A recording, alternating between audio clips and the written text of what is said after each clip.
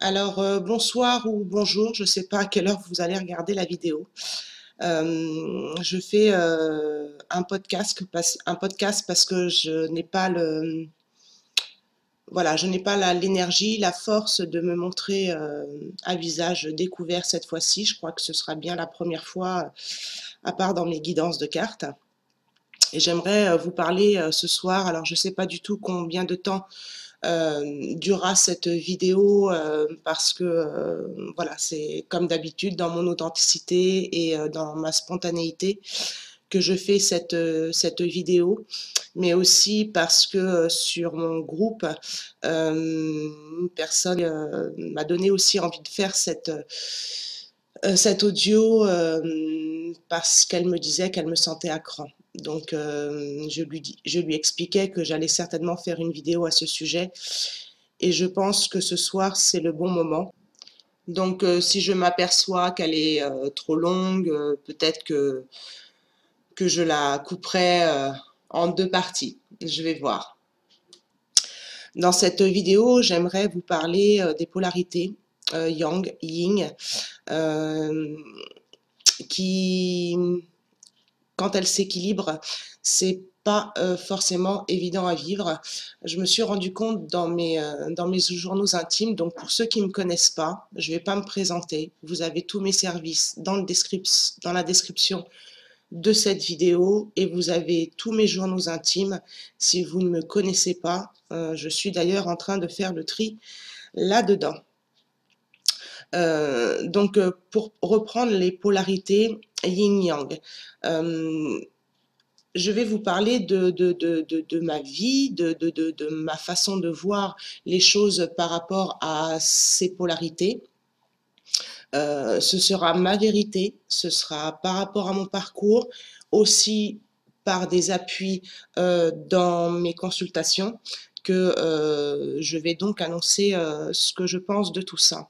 Alors excusez-moi si c'est un peu brouillon, mais j'ai pas pris de notes, j'ai juste pris des thèmes à aborder dans cette vidéo. Pour moi, le switch n'existe pas, déjà. Ça, c'est une chose.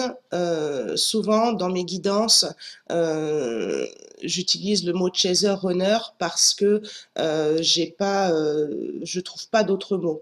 Mais si vous avez vu ma dernière guidance, où justement là, on me sent très à cran et très fatiguée, j'ai noté dans le titre polarité inconsciente du lien.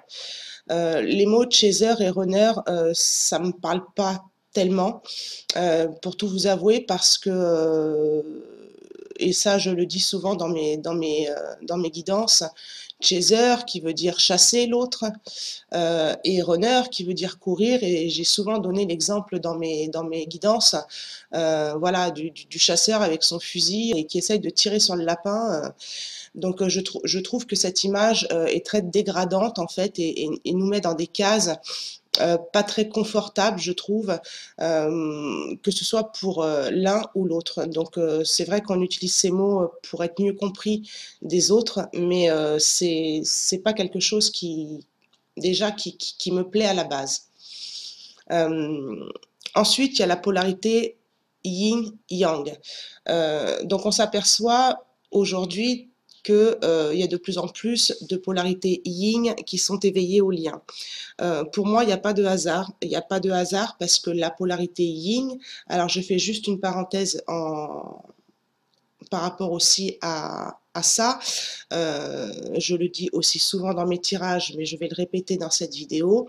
Quand on parle de la féminine dans une guidance, c'est tromper les guides et vous trompez vous aussi parce que la féminine, c'est la polarité yin. C'est une polarité féminine qui est en correspondance avec la lune.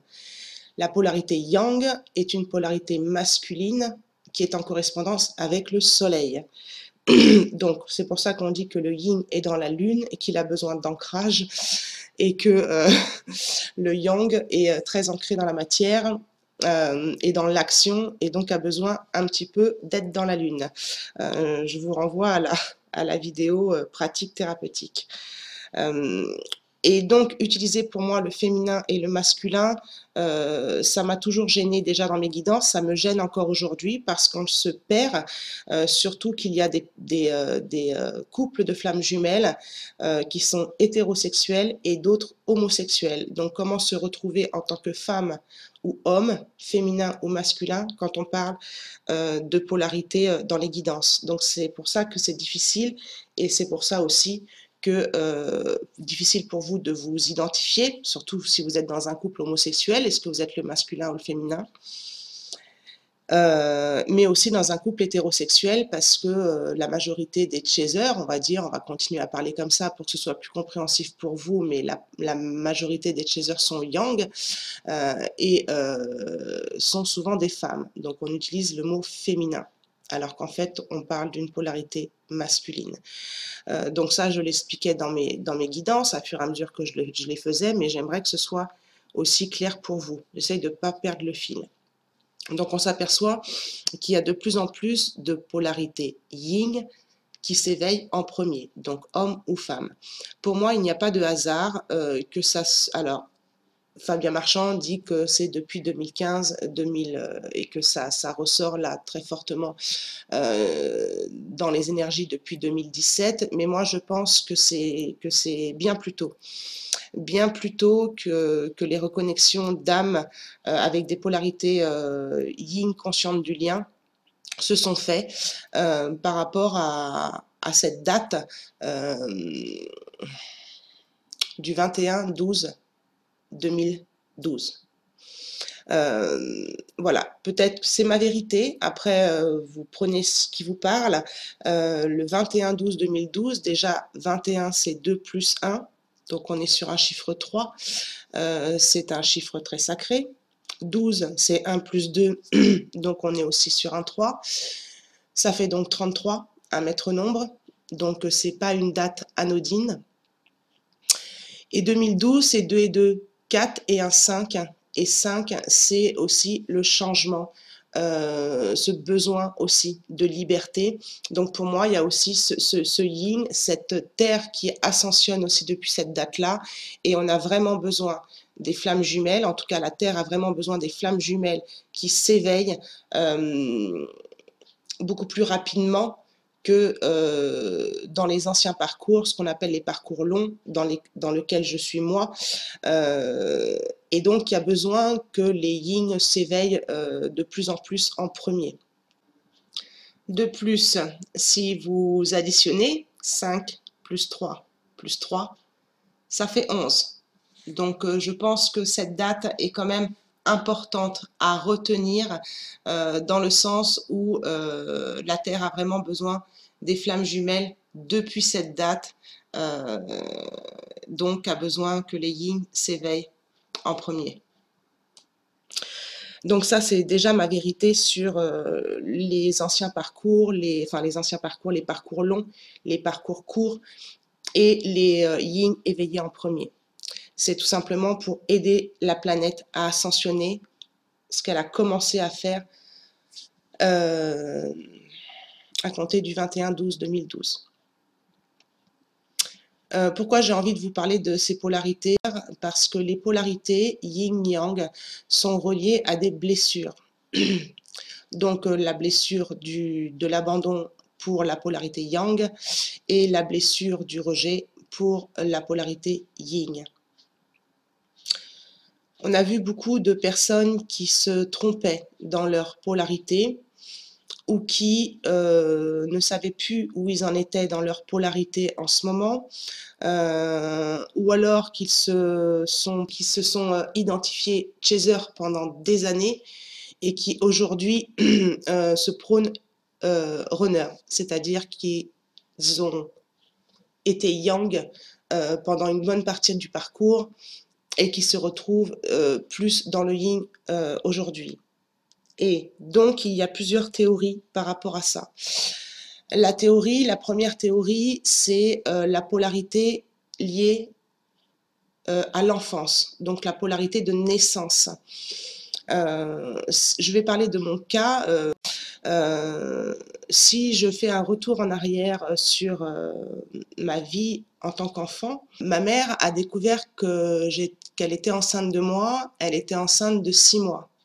C'est-à-dire qu'elle n'avait aucun symptôme de grossesse, elle avait ses règles, elle n'avait pas de ventre qui gonflait, elle avait des douleurs dans le ventre et donc elle était suivie pour des fibromes. Et donc elle a appris seulement à 6 mois de grossesse qu'elle était enceinte de moi. Donc il y a eu une sorte de déni de grossesse chez ma mère. Donc si on part déjà de ce principe-là, est-ce que c'est de l'abandon? Est-ce que c'est du rejet que j'ai ressenti pendant que j'étais dans le ventre de ma mère? Il y a déjà une interrogation à se faire sur, sur les premiers battements de mon cœur.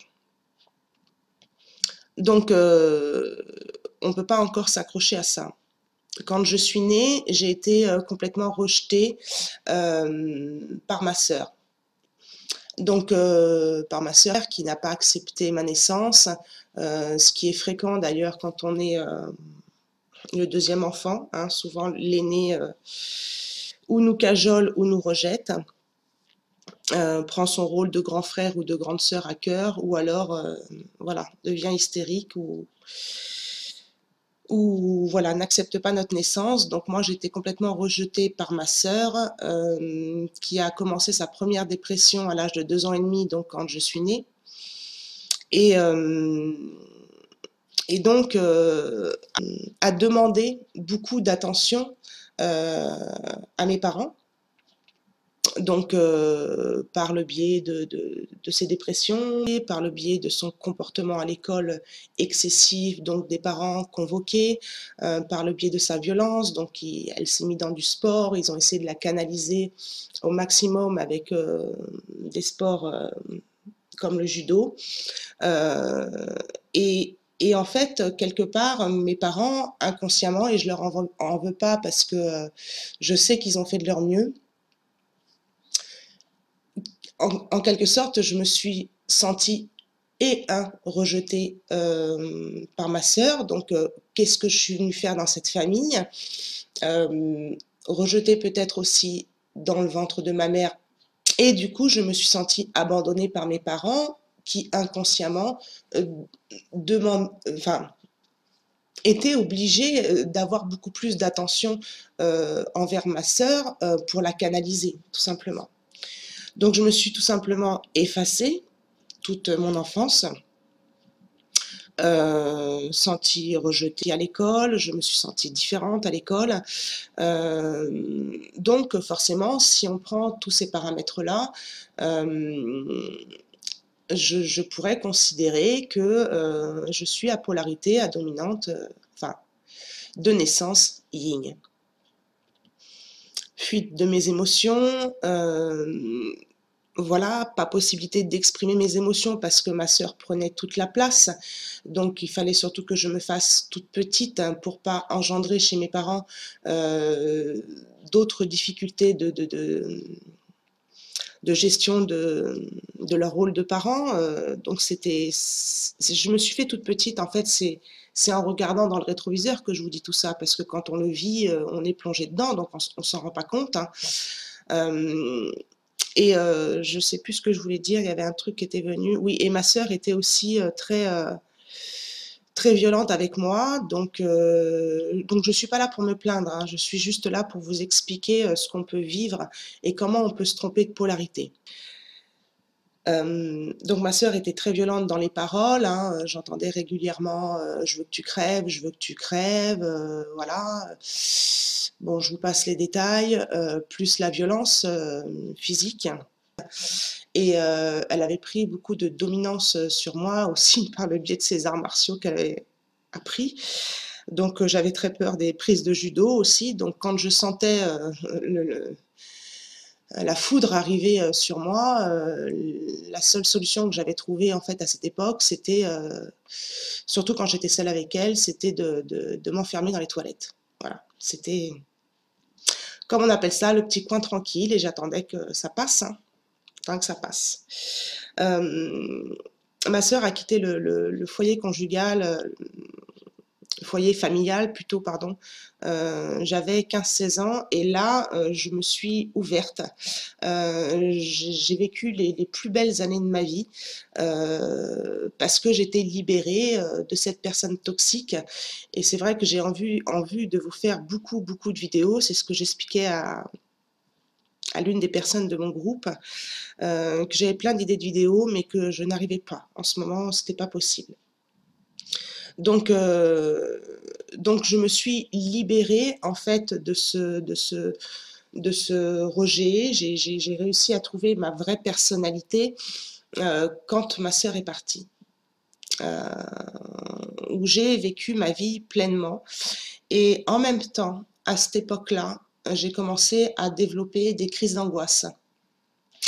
Des crises d'angoisse, je pense que c'était aussi une alerte pour me dire que je n'étais pas bien dans ma vie non plus, que j'avais des peurs de l'enfance qui remontaient. Et tout ce que je vous ai dit en début de vidéo par rapport à mon enfance, je l'avais en fait enfoui dans mon cerveau. Et c'est remonté, en fait, tout ça, c'est remonté petit à petit dans ma vie et c'est remonté surtout au mois de novembre 2020 où j'ai fait un travail avec un coach sur 10 heures de séance sur du transgénérationnel. Donc, on était vraiment parti, enfin, son protocole de 10 heures était vraiment parti sur les ancêtres dans une première séance. Donc, les séances duraient 2 heures. Ensuite, il y avait une séance sur les parents.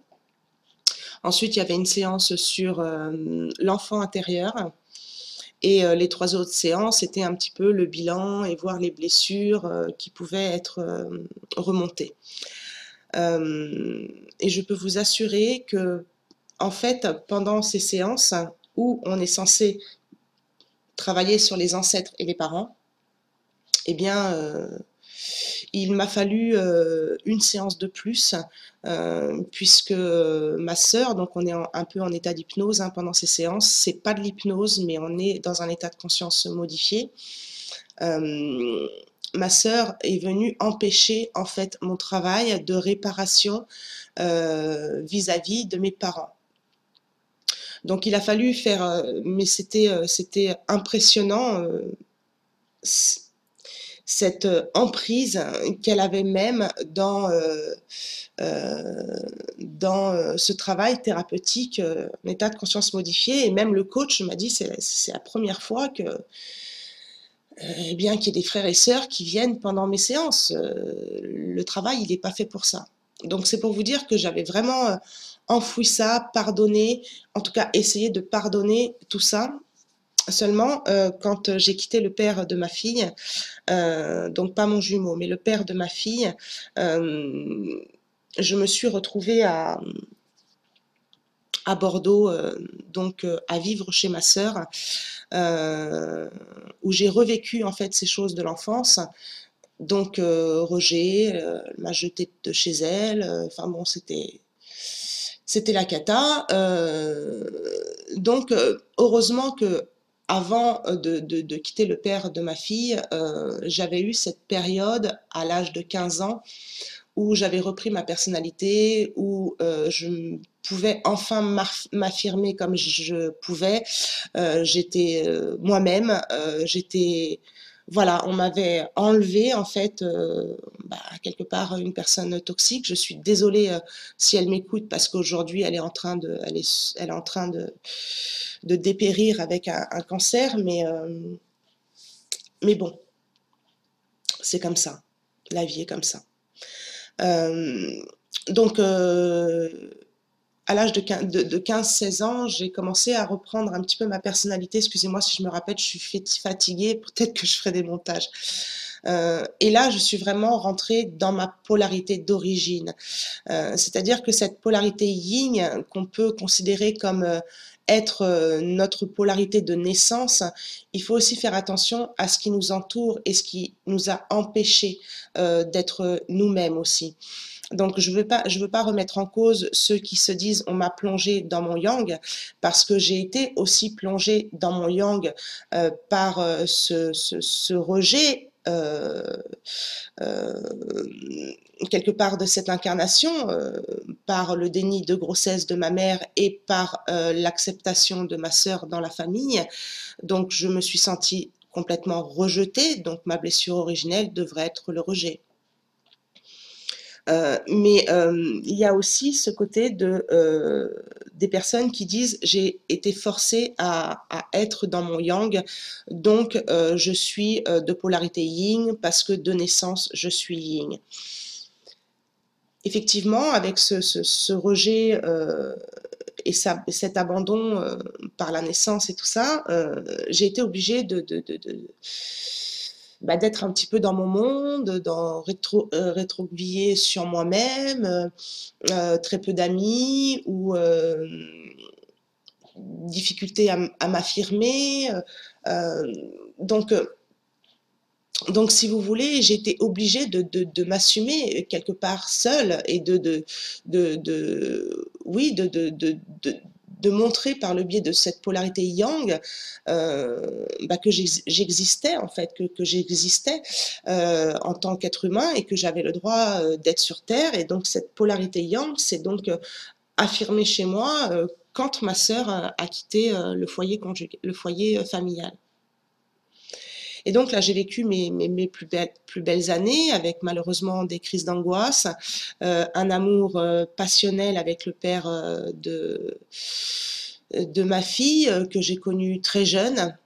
Et c'est pour ça que c'est très important de voir vraiment tous les paramètres de votre vie, parce que malgré tout ce que je vous ai raconté au début, j'ai connu le père de ma fille, j'avais 12 ans, et je suis tombée amoureuse à vie. C'est-à-dire que les polarités yang, avec cette blessure d'abandon, portent le masque du dépendant. Alors, je ne dis pas que le yin n'est pas dépendant. Les deux polarités ont de la dépendance affective, sauf qu'elles se manifestent différemment selon la polarité. Je ferai peut-être une vidéo à ce sujet-là si j'ai le courage. En tout cas, dans cette blessure d'abandon, dans ce masque de dépendant, j'étais tout de suite dépendant de cet homme adolescente. Et bizarrement, c'est à l'âge de 16 ans qu'avec cet homme, ça a été du sacrifice amoureux qu'on connaît bien chez le yang, ce sacrifice en amour pour l'autre et de s'oublier, c'est-à-dire de complètement s'abandonner.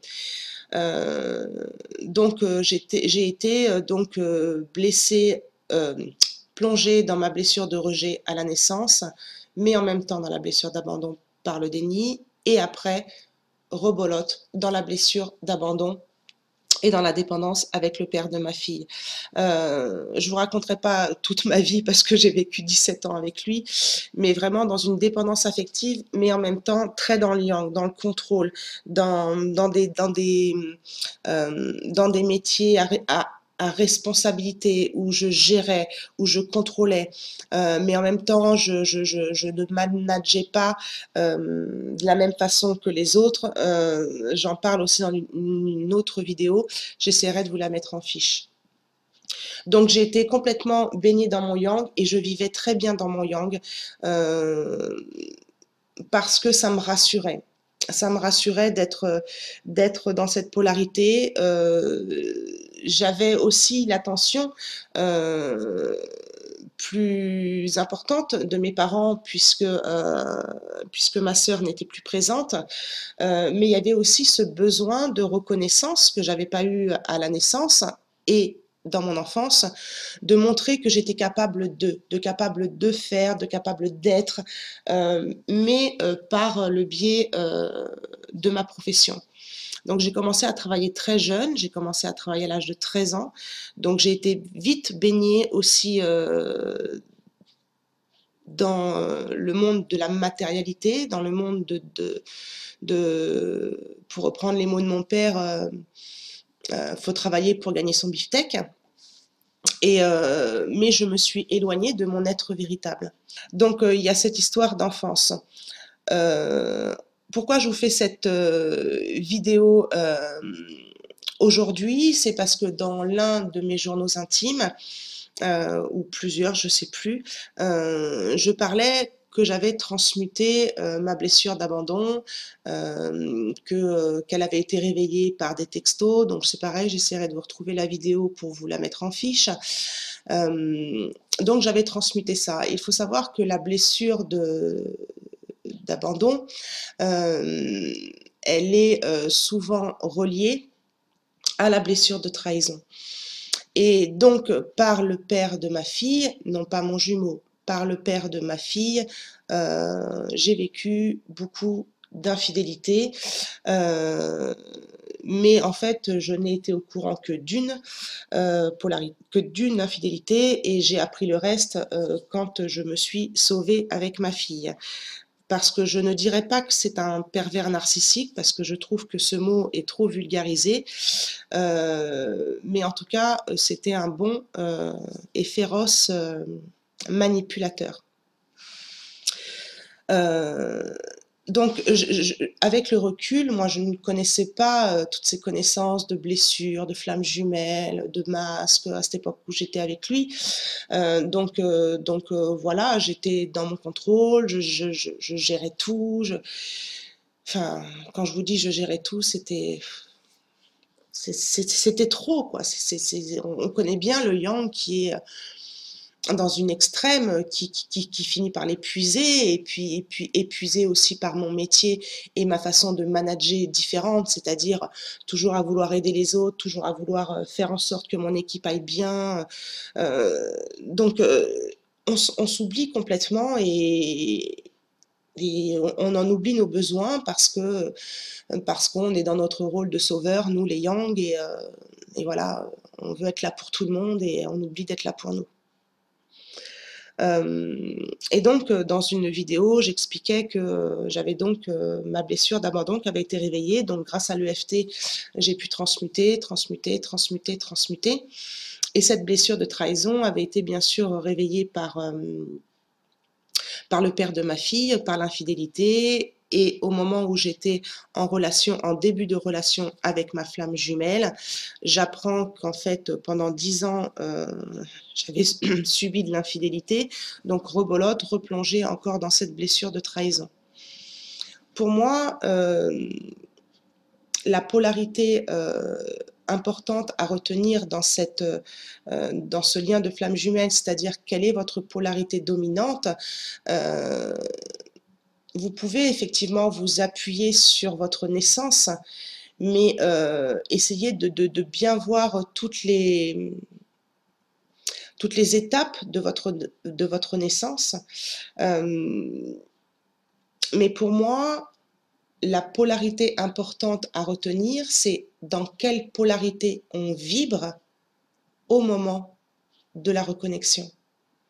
C'est-à-dire que même si on pourrait dire de moi que j'ai une polarité yin de naissance, et que par le biais de cette polarité yin de naissance, j'ai été forcée à être dans le yang, quand j'ai reconnecté avec ma flamme jumelle, je baignais totalement dans le yang.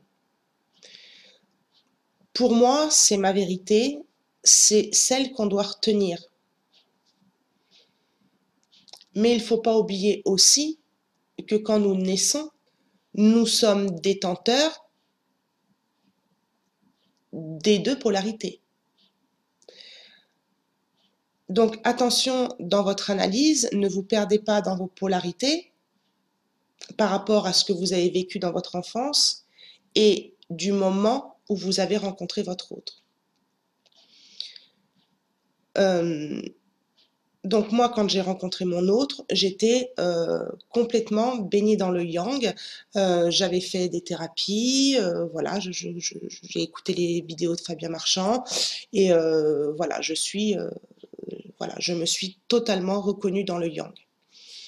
J'ai donc travaillé cette blessure d'abandon, j'ai travaillé cette blessure de trahison. J'en parle même dans une autre vidéo où j'explique qu'en fait, je me suis sentie trahie par mon jumeau, mais qu'en fait, je n'avais aucune raison, heu, de me sentir trahie parce que lui, ce n'était pas en fait, son but. Je sais plus, j'essayais de vous retrouver la vidéo aussi, où en fait, il vient piquer sur une blessure dans un comportement, votre, polarité complémentaire ou inversée, pour réveiller une blessure. Mais ça ne veut pas forcément dire que lui, il est en train de vous trahir ou de vous abandonner ou de vous rejeter.